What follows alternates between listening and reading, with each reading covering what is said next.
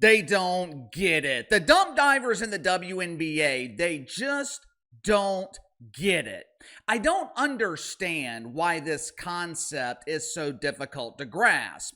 I don't understand why it is so difficult for WNBA players to stay in their niche, their category.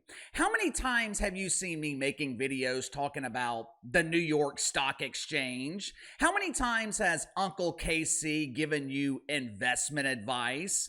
How many times have you heard me talking about Fortnite?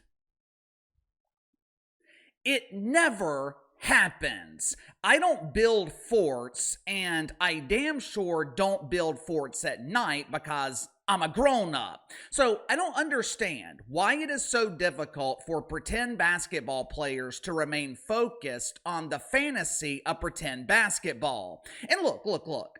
It is not just WNBA players that don't understand what the hell's going on right now in Iran. There seems to be a lot of people boarding the Bruce caboose to sympathize with Iran. They're sympathizing with a regime that literally wants to destroy us. Like I've told you guys before, I am not an expert in the Middle East, but I do know a little bit about the ideology of the Iranian regime. You might think they're out of their minds. You might write them off as just being radical, but it doesn't matter what you or I think. The only thing that matters is what they think, what they believe.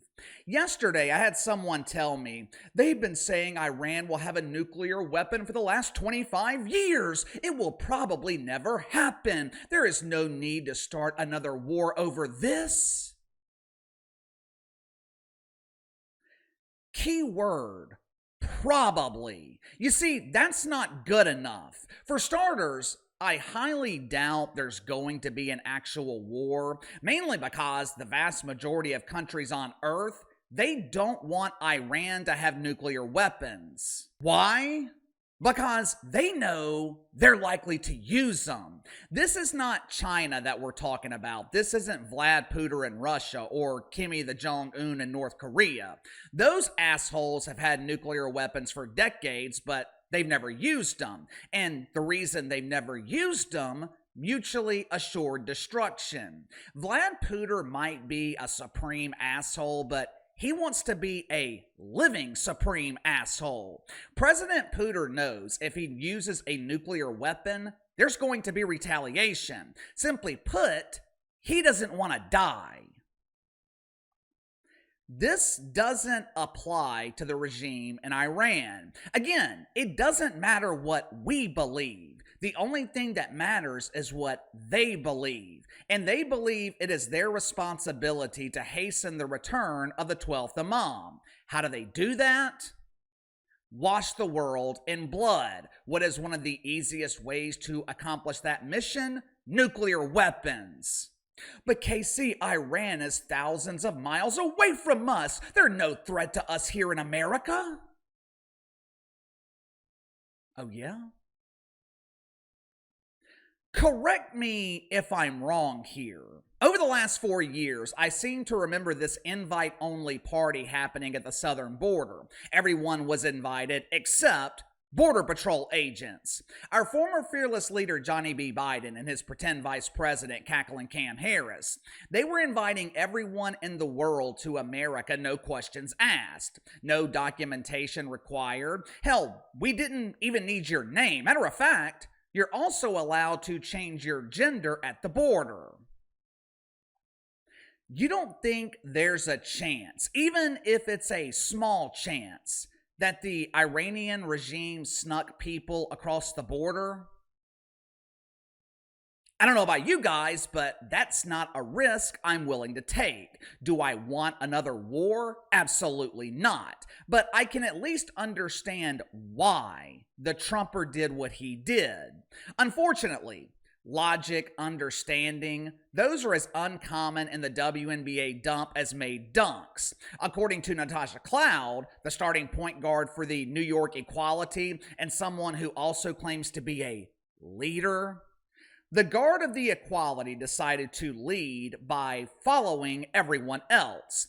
She decided to lead by following AOC LGBT and suggesting something that's already been attempted twice and ended in huge embarrassing failure.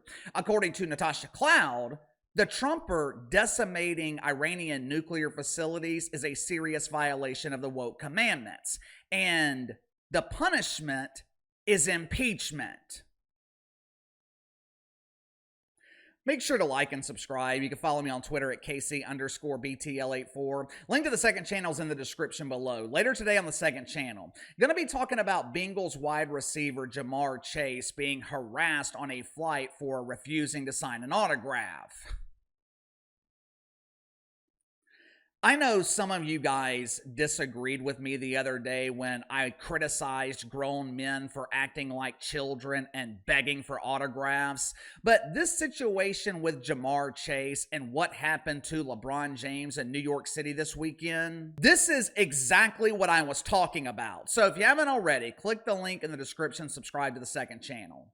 Look, Natasha Cloud has the right to say whatever the hell she wants to say. If she wants to get on social media and showcase her symptoms of stage 4 OMB, Orange Man bad, Natasha Cloud is well within her rights to do that. But just because you have the right to do something doesn't mean it's the right thing to do, especially from a business perspective. If you've ever been arrested, one of the first things the cops tell you have the right to remain silent. For some reason, most people have a very hard time exercising this right. The mafia was able to operate with impunity for decades. There was a long period of time when the mafia was arguably one of the most powerful organizations in the country, maybe even the world. Today, the mafia is clinging to life support. Why? Because they couldn't keep their mouths shut. 10 years ago, unnecessary talking severely damaged the NFL. Remember when Colin Kaepernick became Colleen? Remember when he traded in his helmet for a set of knee pads and started complaining about mythical racism? It damn near destroyed the league. Republican favorability of the NFL, also known as half the country. Favorability of the NFL for half the country, it declined by 70, 80 points. Their favorability level, it did not fully rebound until February 2025. It took the NFL almost 10 years to recover from Colin Kaepernick. Fortunately for the NFL and Roger Goodell, hey, it's me, Roger G. Fortunately for the NFL, their audience is so massive, they were able to absorb the hit, the declines. The WNBA dump does not have that luxury. Outside of Caitlin Clark, this dump can't draw flies to a freshly steamed turd. For the first time ever, you have got a mainstream star. You have someone who appeals to normal people. The Indiana Felines have a roster of women who look like women. You have a team that you can market to the masses. Women can relate to them, and dudes actually want to see them. Not only that, men aren't afraid of them, which, as you guys know, very rare in the WNBA. Bob Griner could kick Bob Barker's ass when he was in the prime of his boxing career. And Bob Barker, he was no joke. He TKO'd Happy Gilmore in one round. The point is, pretend basketball finally has momentum. You're trying to lay the foundation of your league for the next decade. And it damn sure doesn't help when you have Natasha Cloud, the starting point guard for the defending champions, the starting guard for the team who is defending their offseason rights to the golden toilet. It does not help when you have Natasha Cloud alienating the vast majority of your audience by demanding that the president that most of them voted for be impeached. You know, it's strange. I seem to remember our former fearless leader, Johnny B. Biden, launching military strikes on Yemen, I think it was last year. What I don't seem to remember is Natasha Cloud and her colleagues in the WNBA complaining about it. I wonder why. I thought Tasha was concerned about the children. Oh, the children. It's all about the children. Was Tasha not concerned about the children of Yemen? What about the children of Libya? I don't remember Tasha being concerned about Libya when Barry the Obama attacked them. But as soon as the Trumper launches attacks against Iran, which, by the way, Natasha Cloud would experience real oppression in Iran. She likes to complain about mythical oppression over here in America while being pissed off at the Trumper for attacking a regime that doesn't recognize the letters LGBT as legitimate letters of the alphabet. As soon as the Trumper attacks Iran, Natasha Cloud, she wants him impeached. When are deacons at Woke United Methodist going to learn? How many times are they going to try the same failed strategy? We are 6 months into the Trumper's second term, and AOC, LGBT, and her comrades in the WNBA, they are already demanding that the Trumper be impeached. This man is a tyrant. He thinks he's a king. He didn't seek congressional approval before striking Iran. He's a criminal.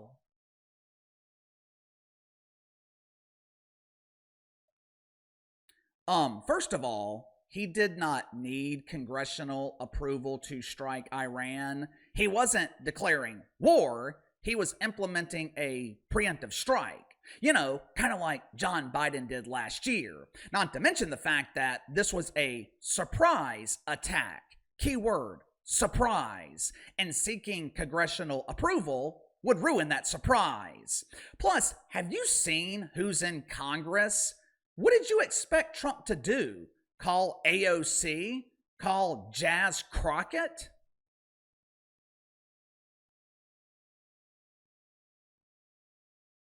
You tell me, should the Trumper have sought the approval of Congress before launching these strikes on Iran? Also, should the WNBA be involved in this discussion, or should they focus on improving their incredibly shitty product? You tell me. Sound off in the comments below. I'll see you guys later.